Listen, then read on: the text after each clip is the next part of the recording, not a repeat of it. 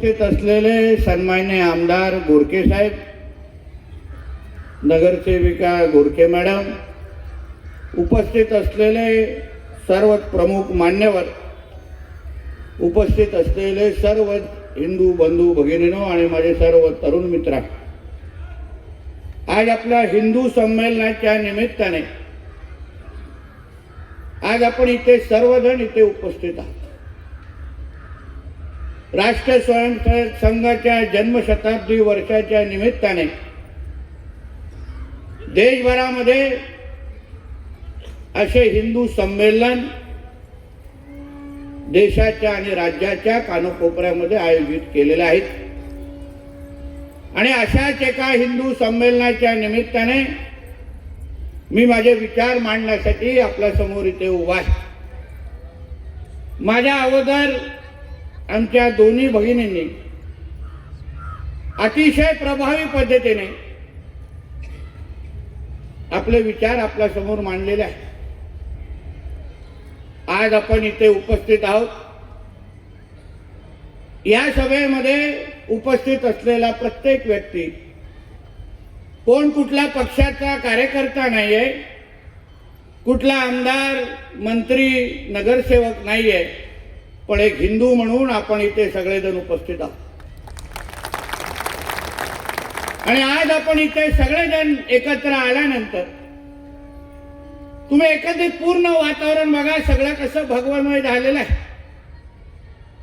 तुम्ही विचार करा, हिंदू संमेलनाच्या निमित्ताने आपण हिंदू म्हणून जेव्हा एकत्र यायचं ठरवतो तेव्हा सगळं कसं भगवमय होतं. आणि असंच आकार आपण आपल्या हिंदू राष्ट्रासाठी कोणीही अगर वाकड्या नजरेने पाहत असेल तेव्हा अगर आपण एकत्र हिंदू म्हणून आलो तर विचार करा, हे हिरवे साप औषधाला पण देशामध्ये राहणार नाही, ही परिस्थिती निर्माण होते. औषधाला पण राहणार नाही, तसे 10 आणि 12% आहे. आणि हिंदू म्हणून आज आपण 90% आहोत या देशामध्ये. आणि ह्या हिंदू राष्ट्रामध्ये आपण ठणकावून बोललं पाहिजे, हा हिंदू राष्ट्र नाही.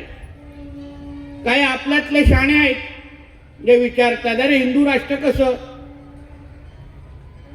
मला ज्या देशामध्ये 90% हिंदू राहत असतील, देश जगामध्ये 56 इस्लामिक देश आहेत, 56.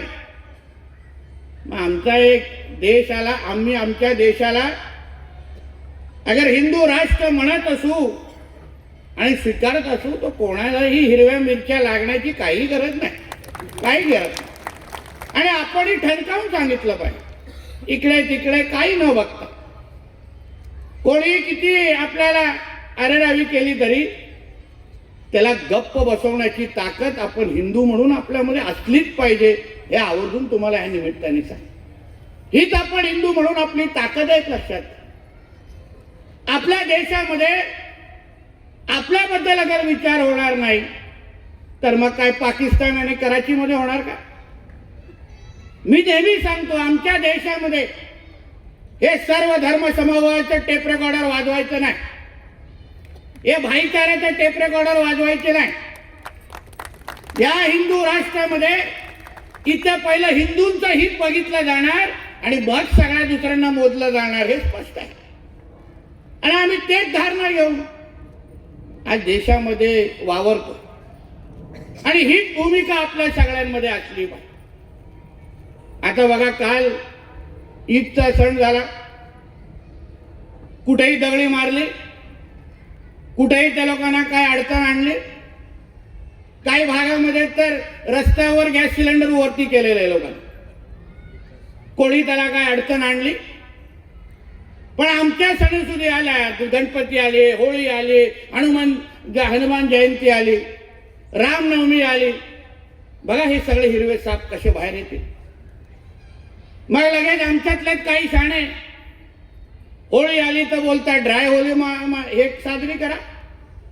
दिवाळी आले तर बोला का फटाके नाही, पर्यावरणपूरक दिवाळी मानवा. मग आता 2-3 महिन्यांनी जेव्हा बकरी ईद येईल त्यांना सांगा ना, इको फ्रेंडली बकरी ईद करा,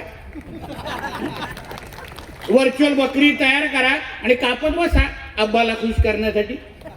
कराल का? कोणी सांगण्याची हिंमत तरी करतं का? कोणी आव्हान तरी करण्याची हिंमत करतं का? हा विचार तुम्ही सगळ्या जणांनी घेतला पाहिजे.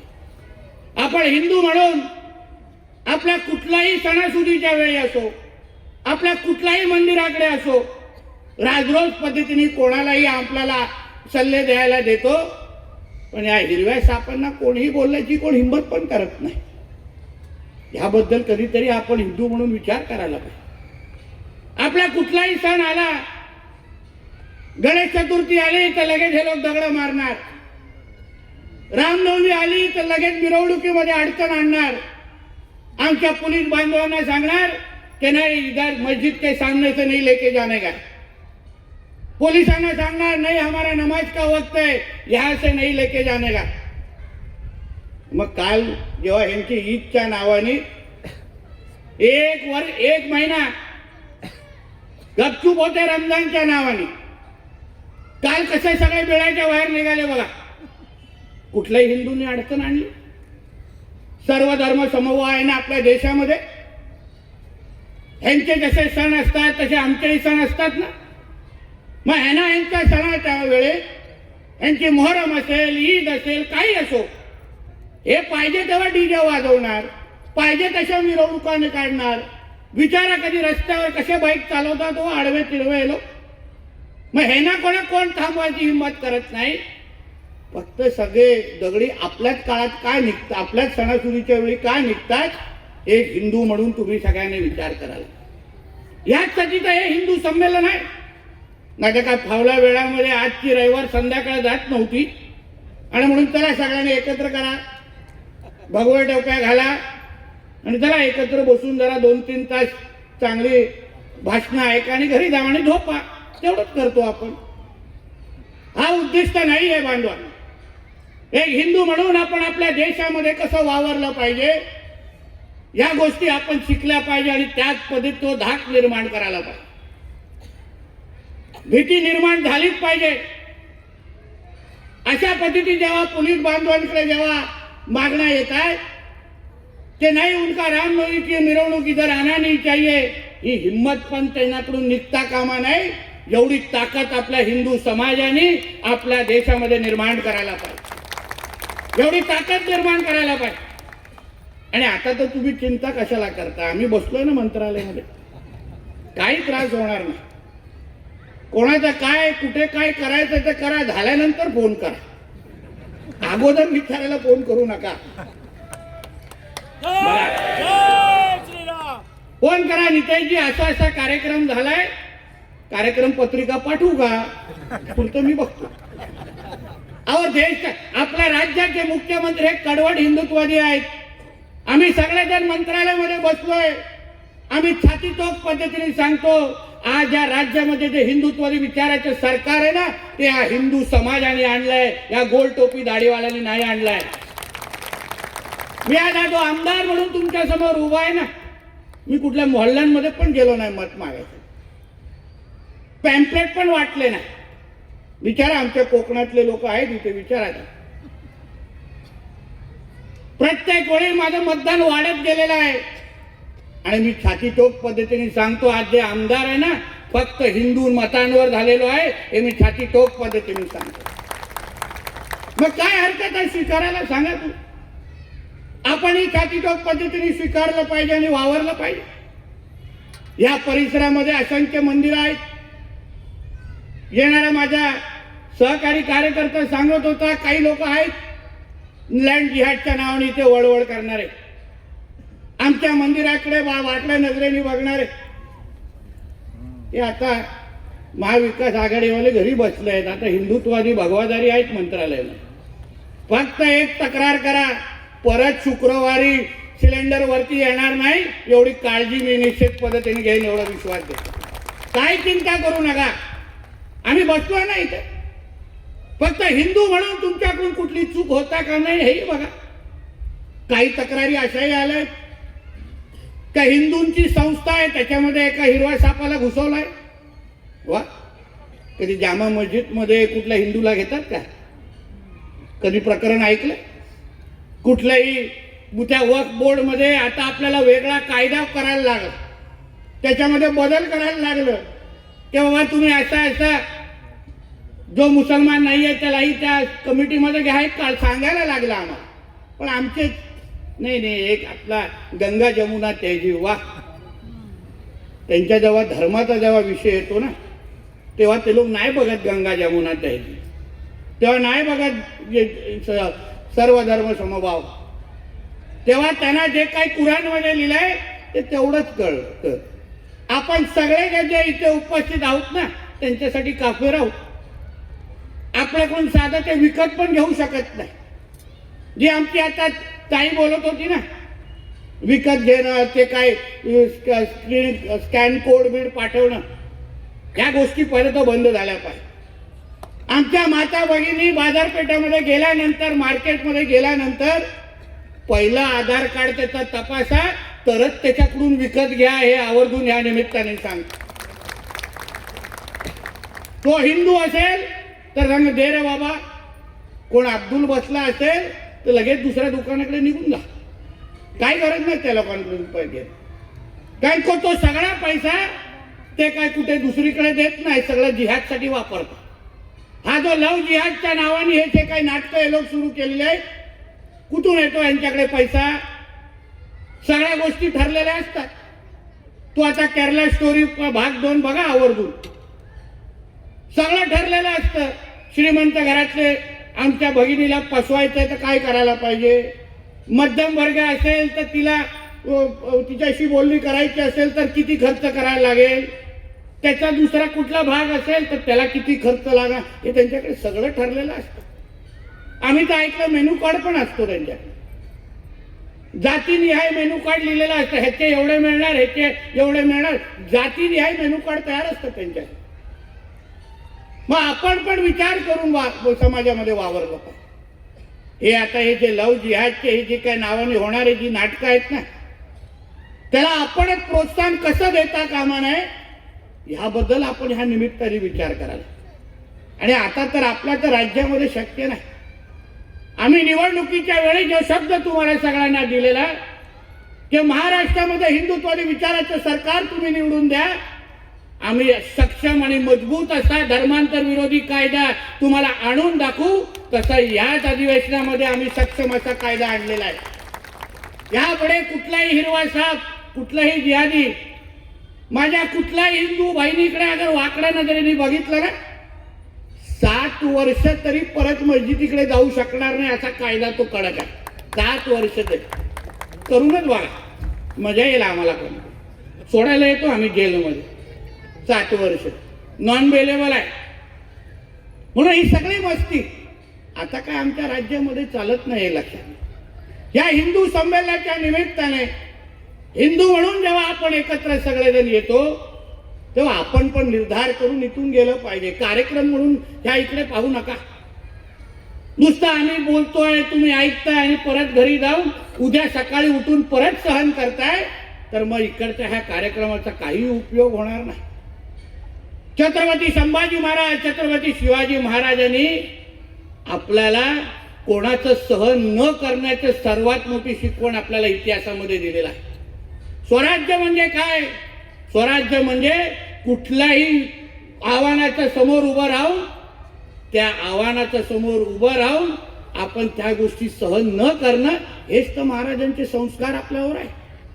मग एका बाजूला छत्रपती शिवाजी महाराजांचं नाव घ्यायचं आणि दुसऱ्या बाजूने सगळ्या गोष्टी सहन करायच्या. ह्या गोष्टी मग महाराजांचे अनुयायी आपण स्वतःला म्हणू शकत नाही. आणि म्हणून हिंदू राष्ट्रामध्ये आपण ठणकावून आपल्या हिंदू राष्ट्राला भक्कम करण्यासाठी अजून जोरदार काम करायला. खूप गोष्टी आहेत बोलण्याच्या, खूप ह्यांची वळवळ चालते. आताही राम मंदिराचा उल्लेख आमच्या ताईने केला. काय आव्हान दिलं जात आहे? राम मंदिर बनाए ना, आगे जाके हमारी सत्ता आन दो, हम उधर वापिस बाबरी मस्जिद बनाए. होणार तुम्हाला लोकांना सहन? किती कारसेवकांनी आपल्या आयुष्याची पर्वा न करता तिथे जे काय राम मंदिर आज उभं केलेलं आहे त्याला टिकवणं आणि त्याला मजबूत करणं, हे हिंदू म्हणून आपल्या सगळ्या जणांची जबाबदारी एक लक्षात घ्या. आपण आपला देश आपल्याकडे ठेवणं, आपला हिंदू राष्ट्र मजबूत करणं, हेच तर हिंदू म्हणून आपली जबाबदारी आहे.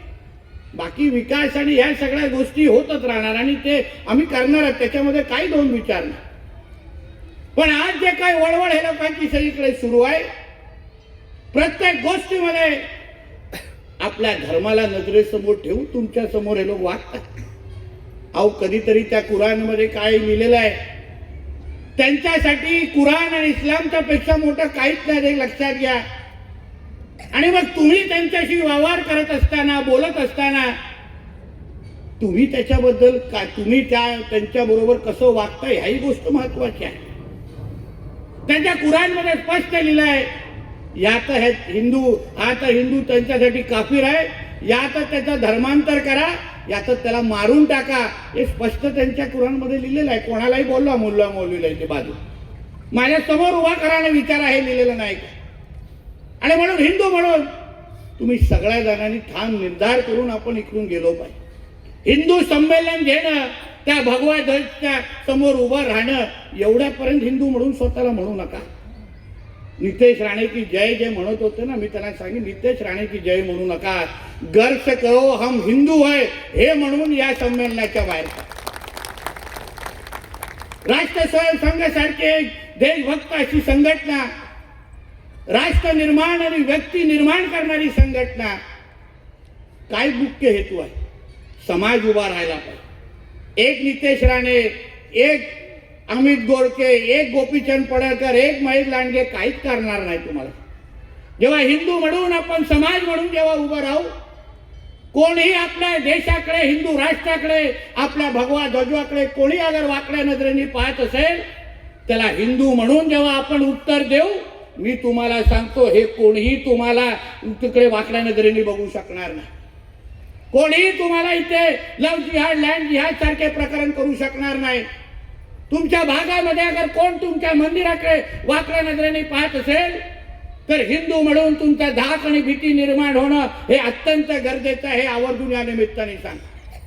कोण बघू शकतात त्यांच्या मस्जिदीकडे वाकड्या नजरेने? असे इथून कुठून बिळातून बाहेर निघतील तुम्हाला कळणारी नाही. मग आपल्याकडे कुठोरी मंदिराकडे वाकड्या नजरेने पाहिल्यानंतर का लागतो तुम्हाला नितेश राणे, कशाला लागतो तुम्हाला महेश लांडगे?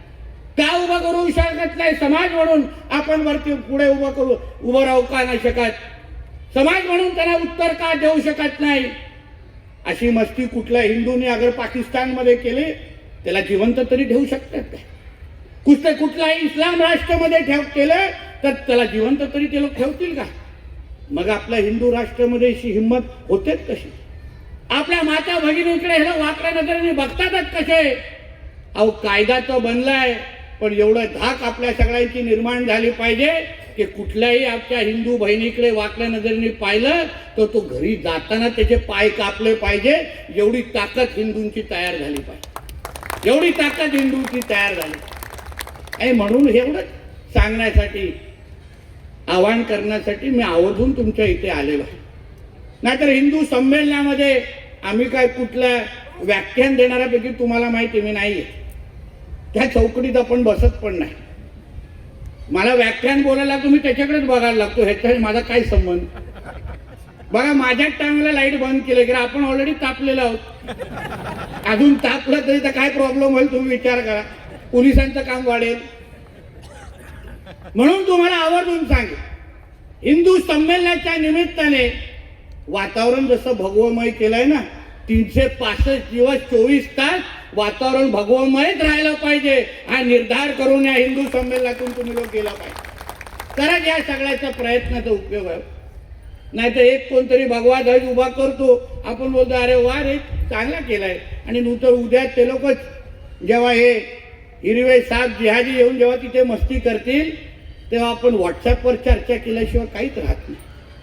आणि म्हणून या निमित्ताने तुम्हाला मी आवर्जून सांगणार, आपली ताकद ओळखायला शिका. आपण आपल्या राष्ट्रामध्ये अगर हिंदू म्हणून आपली ताकद दाखवली नाही तर हे आपल्या राष्ट्राकडे वाकड्या नजरेने बघणारे खूप आहे. वर्षानुवर्ष आपण छत्रपती शिवाजी महाराजांना एवढं 3.5 वर्षानंतर पण का मान? छत्रपती संभाजी महाराजांचं जे उदाहरण आमच्या ताईने दिलं, अहो त्या औरंग्या आणि त्या टिप्याच्या समोर ते लोक झुकले नाही, तर आपण या हिरव्या सापांचा का मोजतो? हा सर्वात मोठा प्रश्न तुम्हा लोकांना विचार. सभागृहामध्ये बघितला असेल तो आपला जितुद्दीन मुमराचा, त्याला वाटतं महाराजांवर बोलल्यानंतर त्याला 2 पायावर आम्ही जायला देऊ. ठीक आहे, आपण सभागृहामध्ये होतो म्हणून त्या भाषेमध्ये त्याला समजवलं. बाहेर भेटला असताना तर मुमराला 1 पायावर गेला नसता. कारण का छत्रपती शिवाजी, बघा ताईला बातमी मिळाली म्हणून पळत आली नाही. जेव्हा छत्रपती शिवाजी महाराज आणि संभाजी महाराजांकडे कोण वाकड्या नजरेने बघणारे, कोण उलट सुलट बोलणारे आपल्या महाराष्ट्रामध्ये राहू शकणार का, ह्याचा विचार तुम्ही या निमित्ताने करायला पाहिजे. म्हणून या पुढेही मला अजून एक हिंदू संमेलन आहे, पुढे जायचं आहे. पण एवढा विश्वास आणि शब्द घेऊन तुमच्याकडून जात की या हिंदू संमेलनाच्या निमित्ताने हा जो काय प्रयत्न केलेला हिंदूंना एकत्र आणण्याचा, यापुढे या भागातला प्रत्येक हिंदू जेव्हा जेव्हा कोण भगवाकडे वाकड्या नजरेने बघेल, कोणालाही न विचारता पहिलं त्याची स्वतःची ताकद दाखवण्यासाठी एकत्र येईल. हा शब्द तुम्ही ह्या निमित्ताने एक दुसऱ्याला दिला पाहिजे. तरच या हिंदू संमेलनाचा काय उपयोग झाला, तरच आम्ही सगळेजण तुमच्याशी येऊन काहीतरी बोललो, तुम्हाला काहीतरी कळलं अशी भावना आमच्यामध्ये आहे. तेवढं तरी समाधान वाटेल. नाही तर एवढी हवा भरल्यानंतर उद्या परत हिरवे साप इथे वळवळायला लागले तर मग ठेचण्यासाठी मलाच कोकणातून परत यायला लागले. म्हणून या निमित्ताने परत एकदा आयोजकांचे मी आभार मानेन की ह्या निमित्ताने जे काय आपल्या सगळ्या हिंदू बंधू भगिनींना एकत्र केलेला आहे, एक संदेश आपण दिलेला आहे की आम्ही एकत्र आलो, आम्ही फक्त आमच्या हिंदू राष्ट्राला मजबूत करण्यासाठी आम्ही एकत्र आलेलो आहे. यापुढे कोणीही आमच्या हिंदू धर्माकडे, आमच्या भगवा ध्वजाकडे कोणीही वाकड्या नजरेने पाहिलं तर आम्ही काय त्याला परत घरी जायला देणार नाही. हा संदेश या हिंदू संमेलनाच्या निमित्ताने गेलाच पाहिजे, हे आवर्जून या निमित्ताने तुम्हाला सांगतो. आणि परत एकदा आपल्या सगळ्यांचे, आयोजकांचे सगळ्यांचे मनापासून आभार मानतो. इथेच थांबतो. जय हिंद, जय महाराष्ट्र, जय जय श्रीराम.